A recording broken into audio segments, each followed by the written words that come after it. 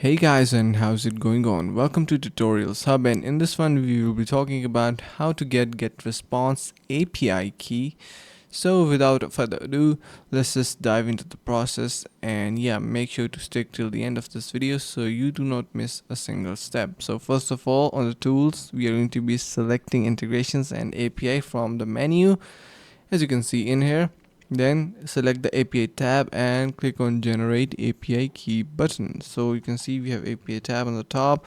From there we are going to be simply clicking on create API key and name your key.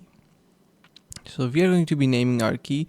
The name is up to you. The good idea is using the name that will help you to keep the track of all API keys you generate. Like for example, API key 1 and onwards. So yeah, for safety reasons we recommend generating different API key for each of the integration you build and use. This key should be kept as secret as your password, so you know that you do not need to share the API keys, as they are your secret property and private things.